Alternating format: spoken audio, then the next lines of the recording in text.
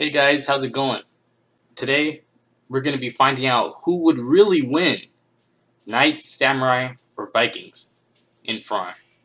Now, this is based off of Game Theorist theory, where he talked about who would win, but he was using real life, like time periods and the type of armor they would have in those time periods and stuff.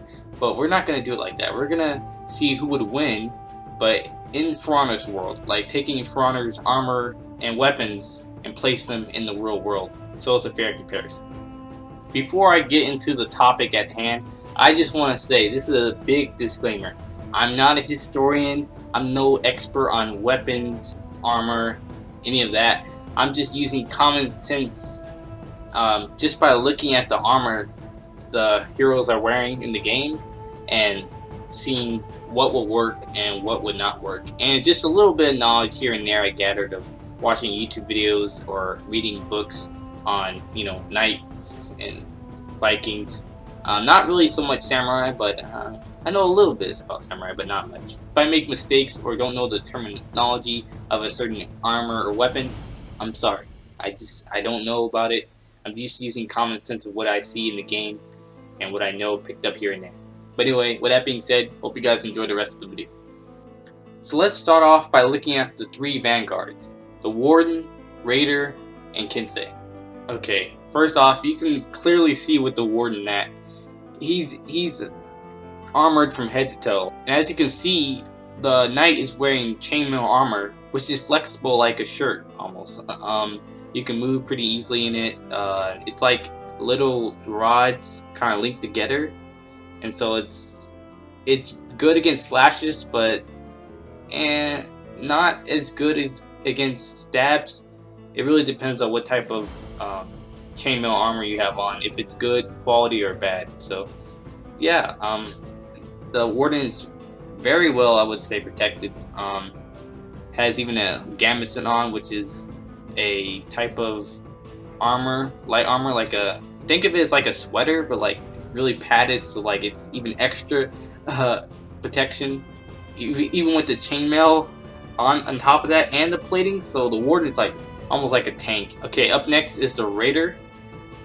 Again, we're just looking at default armor. Like, we're not looking at like what you can get up to. We're just looking at the default. And right away, yeah, that you would get destroyed really fast if you just went into battle like that. And also, no armor on the arms except like that little leather on the arm and stuff. One thing I do like about the Raider right here, I do have one headpiece that I'm showing that you can unlock very early, and it has chainmail on it, and it has like good plating, and it's kind of hard to poke through the eye slits, and I would say it's very, very good headpiece. Okay, moving on to the Kensei. Right off the bat, more armor than the Raider, so that's good. A lot of wood, like a wood chest plate. I mean, again, it's like leather armor, I would say. Like, it depends how sturdy the wood is. Like, I mean, from this angle you can't really tell. I would say it's kind of sturdy, so maybe it could work. Not as good as like real armor, but yeah, sure, it could be leather. Let's just say it was hard leather, then yeah, pretty good. Overall though, if we're just comparing these three characters, the Knight would win. We're just going, again, this is just the armor category. We're going off of just armor. The Knight would win just because how well he has full plate, a chainmail, and a gambeson underneath. Yeah, I would say he would win that. Next in line would be the Kensei, because he has more armor. This is like a poorer warrior and can't really afford like good armor.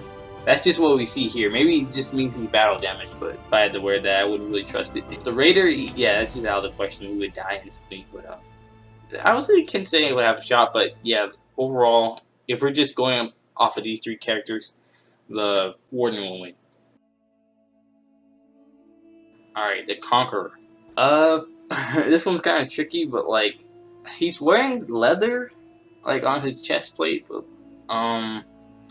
it's hard to tell if it's like actually good leather, or if it's actually doing things to stop the blade. But like, his helmet's cool. I like that. His shoulders, well protected, but his arms. Why is he wearing it like a shirt? It's kind of weird. He's just wearing like jeans or something. I just see like I just see like braces on his knees. That's it, and boots. So now the Conqueror, he would die. I'm sorry, he would die pretty easily if he wouldn't get someone that actually knew what they're doing. And this is not, again, this is not counting the weapons, so we're not getting to that. It's just armor. And here's Lawbringer. Now this is a beast right here. This is a tank, a full-on tank. Like everywhere you look, he has armor. Well, maybe except a little bit on his legs, but besides that, look, he's like a tank. Like that's why I play him in the game. He's just so cool. Gladiator. Well, this is obvious. Just like the Raider, he would get destroyed. Like this would work in an arena where you don't really wear armor. You're just killing people. But in a war, yeah, you look at everything that's exposed. Like he would die so easily. His shoes, look at his toes are literally sticking out like sandals. So yeah, he would die. Now the Berserker is interesting because if you go with the default Berserker, you would get shredded up so fast. It's like not even funny. Like you're literally wearing a t-shirt. You got like a fur belt on. Ooh. And then your head, what's that like? What's that like? You trying to be like Zoro or something? Like that's not gonna do anything. You just wearing cargo pants on and what, like some straps on your boots. Now look at this. Now that's some good armor, at least on the chest plate. So yeah, it's okay. Not the best armor. Moving on to Valkyrie. We'll start off with the helmet. Helmet looking pretty good, except the neck. Yeah, your head would get chopped off. And why is there? Okay, I know. Look, I know this is a female character, but in a real war, why would you have your braided hair like going that long? Someone would yank that hair so fast. She's wearing like a little simple tunic, which would get shredded through. Again, Vikings with shirts. Just a thing in this game. Orochi, the light spammer. So anyway, he actually, I'm not gonna lie, he has some good armor. I would say better than the Kensei. You would think the more expensive, like, Kensei would have better armor because, you know, he's supposed to be like a guardian and all that. But the Orochi, look, he has good armor. I saw a video where someone did a test on, like, Japanese armor, and surprisingly, I actually thought that Japanese armor wasn't that strong, I gotta admit. But looking at that video, actually their armor, at least like if it was made high quality, it actually could work. So it actually blocked the blade. So I was actually surprised. So if we're comparing armors here, the Knights, I would say they would win here.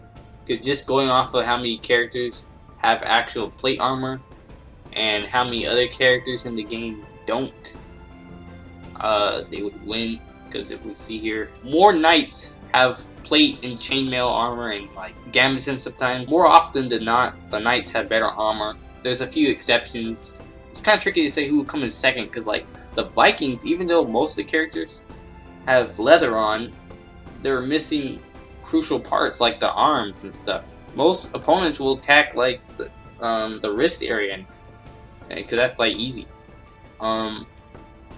So I mean, to their credit, some of them are wearing like gauntlets on their forearms, so yeah, but still, their arms. So I would say probably the Vikings would come in second in the armor category. And then in this category, Knights win, Vikings are second, and Samurai is third. Now let's move on to the weapon category. Okay, first we're gonna start with the Knights again. We're gonna only count like special, because everyone has swords and like a single weapon, but there's heroes that have like 2 swords or like a shield. So let's start off with Peacekeeper. She has 2 swords. Well, not really a sword. One is a sword and one is like a dagger. But either way, it's like better defense. 2 is better than 1. So that's 1 point to Knights. And the Black Prior has a shield, so that automatically helps them very much in battle. So yeah, another point for Knights. Conqueror has a shield. Good protection. The Gladiator has a shield. Another point to Knights. I think Knights might win this category too. I don't know, guys. Looking very close so far. Alright, the Berserker on the Viking team. Has 2 weapons. 2 axes. So, again, while he's parrying attack with 1 axe, he can strike freely with the other axe. Assuming the opponent doesn't have like 2 weapons, of course. But yeah, that's 1 point for Viking. Warlord has a shield, another point, obviously. Valkyrie has a shield. Shaman has 2 weapons, a axe and looks like a knife of some sort. So yeah, like I said, block with 1 and attack with other. Also, she has a shield on the back, because this is real life, right? We're taking these characters and putting them in real life. Okay, so I'll give another point to Vikings for having a shield on the back here on Shamans, because that is protection. It doesn't count as armor because it is a weapon, so another point to Viking. Moving on to Samurai, the Shinobi has 2 weapons. Again, block with 1, attack with other, so 1 point to Samurai. Nobushi should get a point because her weapon is so long that it keeps people away, and she can attack with good space between her and her opponent. Aramusha has 2 swords. You already know what the deal is. Another point to Samurai. Nushia, we're just gonna put her in with Samurai because, you know, that's how it is. She has 2 weapons. Again, another point. Okay, I went ahead and tallied up the points, and in the weapon category, Knights have 4 points, Vikings have 5, and Samurai have 3. Now it's interesting, if I didn't count Shaman's shield on the back as a point, Knights and Vikings would have been tied with 4 points. But I have to say, sorry to all you weebs out there, Samurai fans. Samurai has officially been knocked out of competition. I'm sorry, but Samurai lost the armor battle because they came in 3rd, and they lost the weapon battle. So Samurai would not win in this world of For Honor if it was in real life. I'm sorry. Now we have the Knights and Vikings. Since Knights won the armor and Vikings won the weapons, who would win? If we just have them fight normally how they would with armor on, I would say Knights would win. After all, they have better armor. Although leather armor is good for Vikings, it just doesn't cut it compared to full plate armor and chainmail. And on top of that, gambits underneath for some heroes on Knights. But yeah, exposed arms and head. I think it was close, but on the armor side, I think we can all agree that the Vikings just don't live up to the Knights. Which I have to admit, on the Knight team, there are some heroes that do have exposed body parts too, but it's just not as many as the Vikings. The Samurai, they tried. They really did try, but unfortunately, their armor and weapons just couldn't live up with the Knights and Vikings. I'm sorry. And if you agree with this, hit the like button. If you don't, feel free to hit the dislike button. Even counting up all these points, in the end, who's to say like there's some superior warrior on the Samurai team who would just wipe out the Knights and Vikings? Who knows? There could be like, I didn't take in the fact of like body build and stamina. There's all sorts of factors, and if I were to count all those, we'd be here all day. But yeah, that's just the main thing, because again, in For Honor's world, people stamina's pull, they vary, but like their speed, their weapon speed, it really depends on the assassin and the type of hero you are. So yeah, we could be here all day trying to argue that, but hope you guys enjoyed the video. And yeah, it was just a fun little video, not too serious, you know, because like this is not like a real battle. Like, this is just taking For Honor characters and putting them in real life. And this video was actually made on Memorial's Day if you live in the US, so make sure to remember all the fallen warriors and heroes that died in battle. Very important. And yeah, I didn't mean to make this video on Memorial's Day, but that's just how. Anyway, hope you guys enjoyed, and I'll see you next time.